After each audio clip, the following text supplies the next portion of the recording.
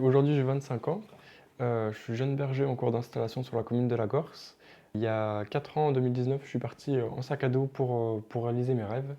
Je m'étais imaginé, si je mourais, mes parents ils auraient jamais su la vérité sur moi, qui j'étais et pourquoi j'ai fait ce voyage.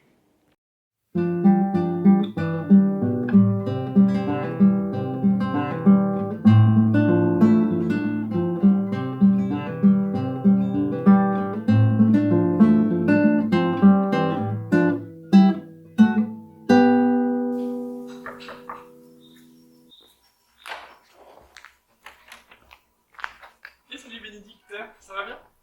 Si tu veux, je te propose qu'on aille sur notre ferme. Hop. Comme ça, on pourra avoir le soleil et un beau point de vue.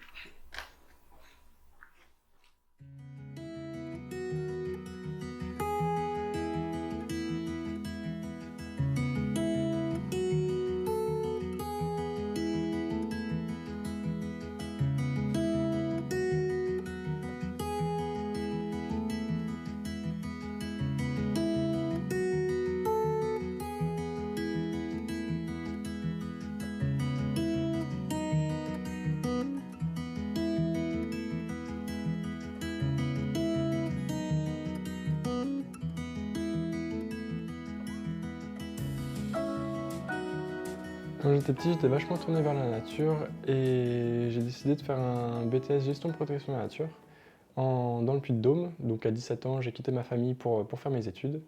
Et après ces études, c'était un moment dans ma vie où j'ai commencé à changer de cap. J'ai décidé de m'installer pour devenir paysan. Donc pour me former, au lieu de reprendre des études, j'ai travaillé à droite à gauche en woofing. Donc le but c'est d'être logé, nourri, blanchi. Et en échange, l'agriculteur il m'apprend son savoir et ses connaissances. Et j'ai fait ça pendant 8 mois dans le centre de la France et le Massif central. Et après, j'ai fait berger à Balazuc en Ardèche, il y a 5 ans. Et suite à cette année de berger en Ardèche, j'ai décidé de passer le pas, de réaliser mon rêve, de partir en sac à dos en Amérique du Sud. Et c'est à partir de ce moment-là où j'ai vraiment pris mon envol pour changer complètement ma façon de voir la vie et d'être.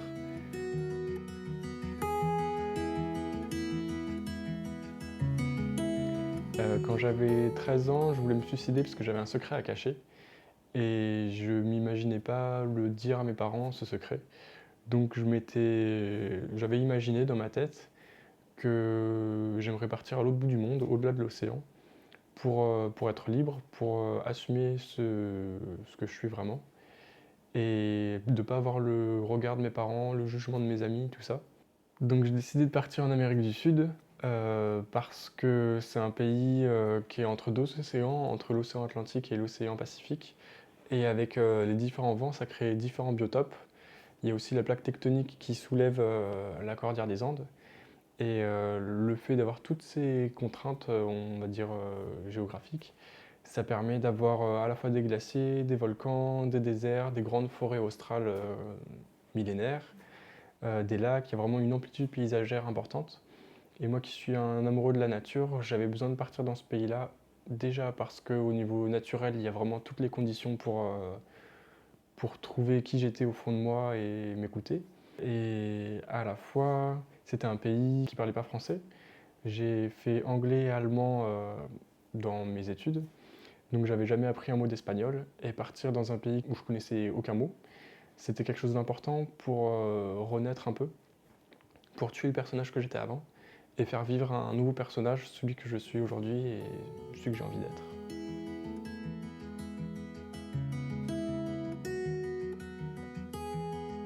Ce voyage, je suis parti pour le 1er janvier 2019. Un sac à dos, j'ai pris l'avion de Paris à Madrid, puis de Madrid à Santiago du Chili. Et après, à Santiago du Chili, j'ai repris un autre avion pour aller à Punta Arenas. C'est juste avant le détroit de Magellan en Amérique du Sud. J'ai pris le ferry pour traverser le détroit de Magellan jusqu'à Port-Venir, c'est un petit village de pêcheurs. Et de là a commencé mon voyage en stop. Je suis descendu jusqu'à Ushuaia.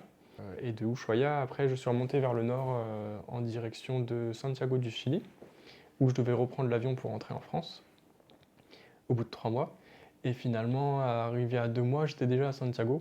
J'ai jamais fait de stop de ma vie, ou peut-être une fois ou deux, mais pas sur des trajets comme ça avec un sac à dos. Et ça a super bien marché le stop en Amérique du Sud. Du coup, j'ai décidé de continuer l'aventure. Je voulais pas rester à Santiago pour travailler dans une ferme parce que toute ma vie je vais travailler dans une ferme et jamais je pourrais voyager comme ça. Donc j'ai décidé à partir de 2 mois de continuer mon chemin vers le nord et d'aller jusque dans la forêt amazonienne pour voir d'autres contextes, d'autres milieux. Finalement, je ne suis pas allé dans la forêt amazonienne parce que c'était un peu trop loin, l'objectif était un peu trop fort. Mais j'ai quand même traversé le désert d'Atacama et été au Salar de Uyuni.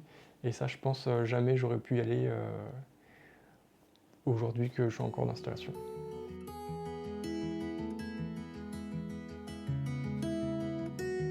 Tout a commencé quand j'avais 7-8 ans à peu près. À 7-8 ans, je savais que j'étais gay. Je commençais à m'en apercevoir. Au début, je le cachais pas parce que finalement, à cet âge-là, c'est pas important.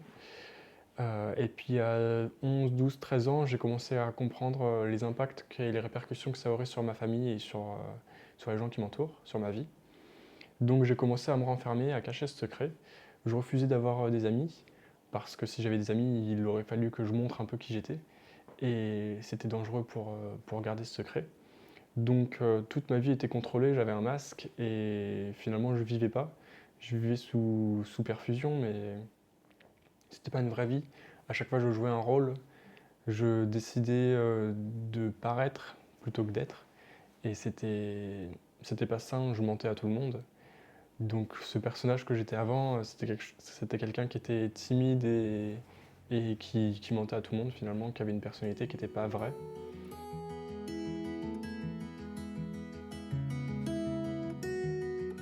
Quand j'étais petit, tous les soirs, je pleurais dans ma chambre. C'était vraiment quelque chose de difficile à cacher un secret comme ça. J'étais vraiment étouffé. Donc j'ai décidé de partir en Amérique du Sud pour déjà réaliser le rêve que j'avais quand j'étais petit, d'aller au bout du monde pour changer ma vie. Pour plusieurs raisons. Déjà pour assumer qui j'étais, pour tuer le personnage que j'étais avant et faire mes propres choix, ne plus écouter ce que je paraissais être. Donc la première raison, la principale, c'était mon homosexualité. J'avais besoin de m'assumer et pour moi partir c'était un moyen pour me retrouver seul dans une situation qui était compliquée et je devais m'écouter, me faire confiance. Et c'est à partir de ce moment-là, quand on est dans la difficulté, qu'on réalise toutes les choses qui sont essentielles et qui nous font du bien. Et partir, c'était un moyen pour moi de me confronter à la population, de parler une autre langue. Et forcément, en cours de l'autostop, ils nous demandent de raconter un peu d'où on vient, qui on est. Et c'est avec ces personnes que j'ai commencé à dire, bah voilà, je suis Valentin, je suis gay. Et ça, le fait d'en parler, ça permettait aussi intérieurement de réfléchir à cette condition. Et finalement, ça nous libère d'un poids qui est énorme. Une autre raison, c'est depuis tout petit, je suis un petit peu à côté de la plaque, si on peut dire ça, parce que je suis pas sur les réseaux sociaux, je m'intègre difficilement. J'ai toujours été proche de la nature justement parce qu'elle n'a pas de regard malveillant, elle est sincère, elle est bienveillante et elle porte pas de jugement. J'avais besoin de me décrocher de la société française, on va dire, pour rencontrer une autre partie une autre culture. Donc l'Amérique du Sud, c'est quand même très américanisé finalement, mais c'est quand même une autre façon d'aborder la vie. Je manquais énormément de confiance en moi et j'avais besoin de partir pour prouver que j'étais vivant et que je pouvais vivre tout simplement en faisant mes propres choix.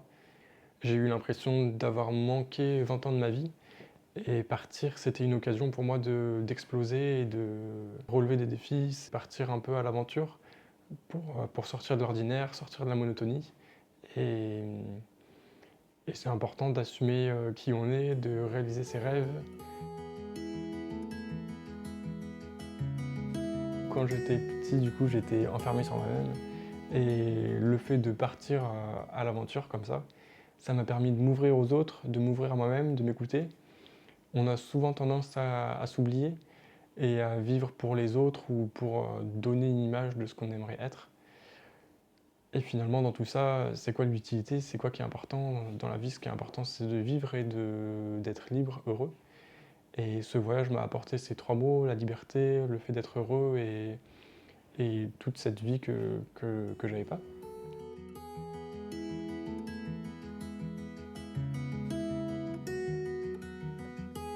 Donc quand je suis parti pour 3 mois en Amérique du Sud et j'avais décidé de prendre ce petit carnet rouge pour expliquer à mes parents les raisons qui m'ont poussé à partir. Et dans ce carnet, tous les soirs, j'écrivais un petit peu mon histoire au crayon de papier. C'est à la fois l'histoire de mon voyage en lui-même, ce qui s'y passe, mais aussi des sentiments que j'avais à ce moment-là. Euh, je m'étais imaginé, si je mourais, mes parents, ils auraient jamais su la vérité sur moi, qui j'étais et pourquoi j'ai fait ce voyage. Donc j'avais besoin de leur dire et de leur témoigner parce que j'ai l'impression de leur devoir aussi ma vie quand j'étais petit. Le fait d'avoir eu un secret, de m'être caché, finalement, l'image qu'ont mes parents de moi, c'est pas vrai. C'était un faux personnage que je m'étais créé. Et c'est pour ça que j'ai fait ce livre, pour ne pas oublier. C'est surtout pour ne pas oublier que c'est important de vivre et de s'écouter, pour pas s'oublier soi-même. Si jamais il y a des personnes qui souffrent aussi, ça permet de leur libérer de certains poids, je pense, et de comprendre les personnes qui souffrent. Et en même temps, ça permet aussi de partager mon voyage tout simplement pour donner l'envie de réaliser ses rêves et donner un petit peu l'envie de voyager. Donc je suis en auto-édition, c'est-à-dire que c'est moi qui ai écrit le livre, c'est moi qui ai tout fait finalement, avec l'aide d'une graphiste quand même. Et ce livre, c'est moi qui le commercialise aussi. Donc on le retrouve uniquement chez moi dans le sud Ardèche, dans les petites librairies et les petites épiceries locales Ruyons et Lagorce. Et sinon, il est aussi à la Fnac à Aubenas. Et après, je fais pas mal de marchés, salons, festivals sur le voyage, à Joyeuse par exemple. Euh, et après, il y a aussi mon adresse mail, aventurevalentin@gmail.com, au singulier. Donc à travers ce mail, je peux l'envoyer directement à domicile, à la poste. Et après, le prix est libre, comme c'est un financement participatif. Chacun donne ce qu'il veut. Donc il y a quand même un prix fixé, mais ça peut varier. Et en fonction des besoins et des personnes, ce qu'ils veulent mettre pour financer notre projet.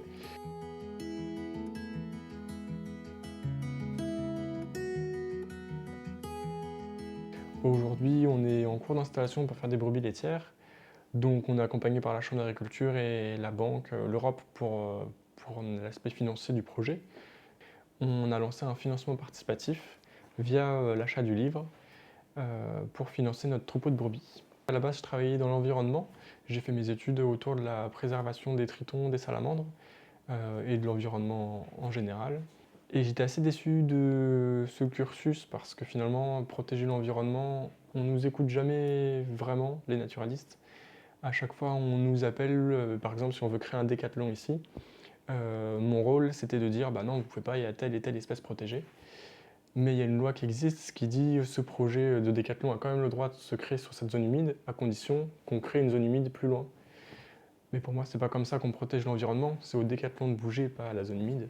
Donc j'étais assez déçu de ça, et je me suis dit, être berger, c'est ma manière à moi de protéger l'environnement, parce que via mon troupeau avec le pastoralisme, ça permet de réouvrir l'espace, et finalement, au lieu de protéger une petite zone humide qui finalement c'est ridicule, et ben, via mon activité, je peux protéger une vaste plaine. Et c'est quand même les agriculteurs qui dessinent les paysages, c'est eux qui créent ou pas des haies, c'est eux qui créent des mares. Et c'est toutes ces choses de l'environnement qui font que la nature peut être protégée ou pas. Donc mon projet, c'est d'avoir un petit troupeau de brebis laitières, d'en avoir 40, de les faire pâturer sur 150 hectares autour de chez nous. Et l'objectif, c'est de faire des yaourts et des glaces avec cette activité de brebis laitières. Et faire des glaces et des yaourts, c'est deux produits phares un peu de mon alimentation. Donc ça me tenait à cœur de faire ça. Ce projet, je suis en train de le mener depuis 4 ans maintenant sur la commune de Lagorce, juste derrière le rocher du village. Lagorce, c'est un village il y a un rocher et le village est sur le rocher. Et nous, on s'installe sur le vallon juste derrière, ici, quartier Charoussa. Donc pour l'instant, le projet est en cours de création. On a acheté le terrain au mois de mai l'année dernière. Mais le temps que tout se mette en place, ce sera un projet qui verra le jour en octobre 2024. Ce projet, ça s'appelle Ferme de la Pampa. Mon compagnon, quand il était petit, il habitait dans une maison juste à côté de ce terrain. et il allait jouer dans les montagnes où on s'installe, sur la colline. Et sur cette colline, il y a des herbes hautes. Il disait je vais jouer dans la pampa, puisque c'était un terrain abandonné depuis, je sais pas, peut-être 50-60 ans, il a abandonné ce terrain. Et puis en même temps, quand je suis parti en Amérique du Sud, l'Argentine, c'est la pampa que ça s'appelle. Donc ça faisait un petit peu le lien avec ce financement participatif. Donc là, c'est un croquis qui représente un petit peu notre projet, avec la bergerie qui fait aussi office de glacier et de labo de transpo, avec la terrasse à la ferme. Autour de la ferme, on aimerait créer un sentier de dégustation en jaune pour proposer de manger des glaces dans un cadre un peu plus nature, plutôt que de le manger sur la terrasse, avec un rocher. Et après, en bas, on aimerait faire le poulailler qui est déjà présent aujourd'hui. Et on ferait différents parcs, c'est des parcs en bleu. Et on bougerait les poules comme ça tous les 4 mois pour tourner autour de. Pour qu'il y ait toujours de l'herbe. Et au niveau des crottes, pour que ce soit réparti sur le terrain, qu'elles ne soient pas dans leurs crottes, quoi. Et en bas, faire un petit verger potager. Et après, en vert, continuer un réseau de haies. Il y en a quelques-unes aujourd'hui qui sont présentes, mais l'objectif, c'est vraiment de créer des haies un peu partout. Donc on a acheté le terrain au mois de mai. On a eu la réponse du permis de construire à la fin septembre. Et en attendant d'avoir les gros buts qui arrivent en octobre 2024, on a commencé un petit élevage de poules. Parce que les poules, c'est quelque chose qui était important aussi pour moi quand j'étais petit. C'était mes premières amies, on va dire. Et du coup, aujourd'hui, on a décidé de faire un petit poulailler pour vendre nos propres œufs à la porte d'entrée. Et on fait également quelques poussins et quelques poulets pour notre consommation personnelle et aussi pour les voisins autour de chez nous.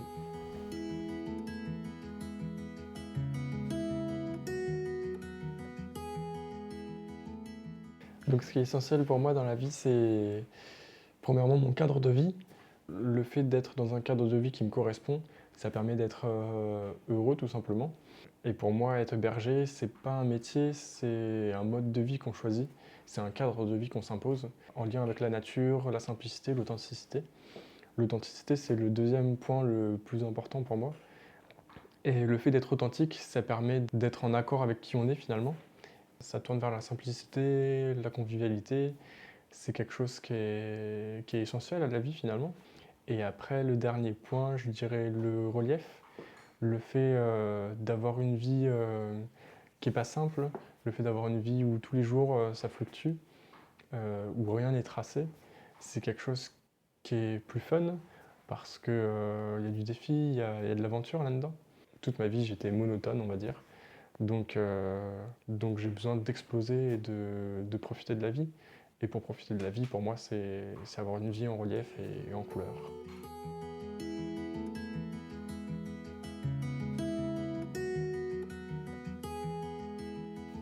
Il y a beaucoup de personnes qui n'osent pas entreprendre leurs rêves parce qu'ils se mettent beaucoup de barrières, beaucoup d'obstacles. Mais c'est que des obstacles psychologiques finalement. Ils veulent pas faire ça parce qu'il y a des contraintes, parce que voilà. Mais quand on aura 70 ans, 80 ans, on sera peut-être mort. Donc c'est maintenant qu'il faut les vivre. Et en plus, je suis parti à 21 ans. Donc c'était jeune, j'avais pas de crédit, j'avais pas d'enfant, j'avais pas de maison, j'avais rien. Et je pense que plus on est jeune, plus c'est le moment de réaliser tous ses rêves. Parce qu'en grandissant, on se crée des contraintes, des barrières. Alors même si on est maman, même si on a un travail ou une maison, on peut quand même réaliser ses rêves. Mais généralement, les personnes s'écoutent plus et vivent, on va dire, pour les autres, mais pas pour elles. Et je pense que c'est important de vivre pour soi, qu'on ait 25 ans ou 30 ans ou même 70 ans.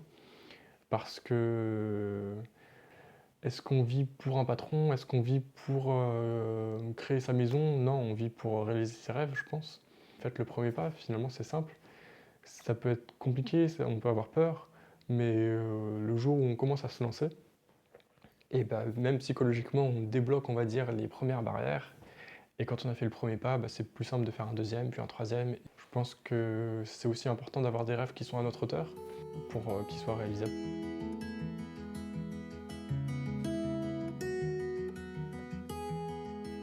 Oui, aujourd'hui je suis carrément heureux parce que j'ai décidé d'être moi.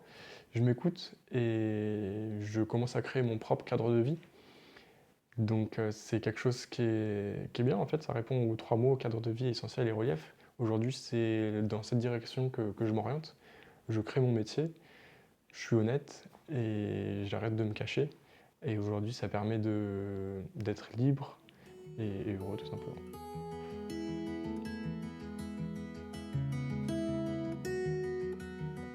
Je tiens à remercier toutes les personnes qui m'ont soutenu dans mon parcours parce que j'aurais pu ne pas être là aujourd'hui. Quand j'avais 13 ans, j'étais vraiment au bord du suicide, on va dire. Et c'est toutes les personnes qui m'ont accompagné dans la vie qui ont fait qu'aujourd'hui j'ai pu réaliser ce rêve. Et via le financement participatif aussi, c'est grâce à toutes ces personnes qui nous ont soutenus que cet autre rêve pourra naître également. Et merci à toi Bénédicte pour partager toutes ces choses, c'est important de partager. Et des fois, juste le fait de partager, ça donne envie de se lancer, ça donne envie de faire le premier pas et de se dire mais finalement, si lui est capable de faire ça, si lui il ose parler, si voilà, bah si, et bah on peut faire les choses quoi. Bon, bah, merci à toi, Bénédicte, et puis à bientôt. Au plaisir.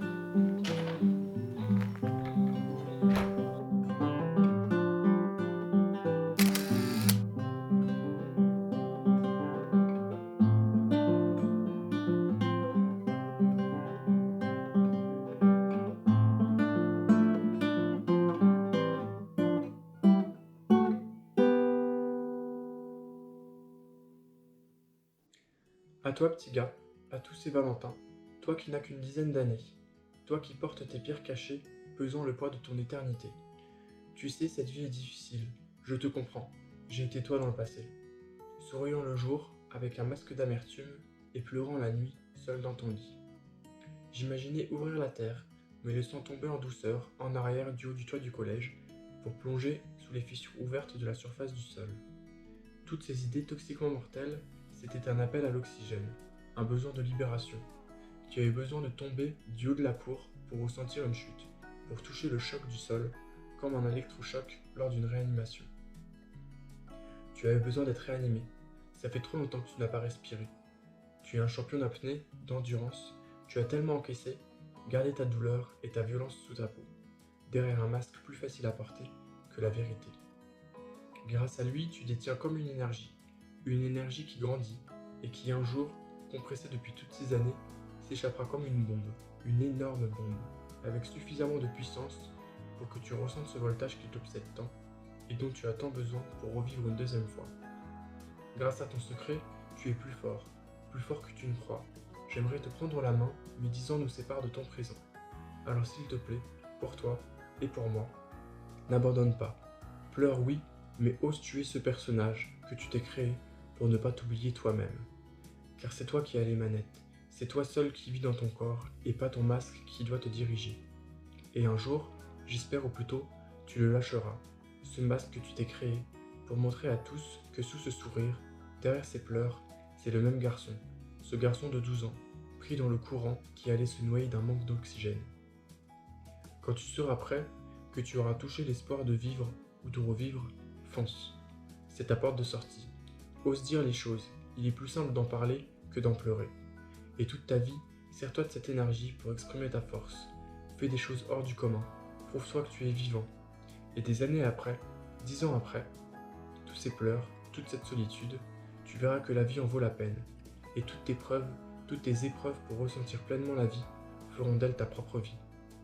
Car on crée tous les conditions de sa propre vie.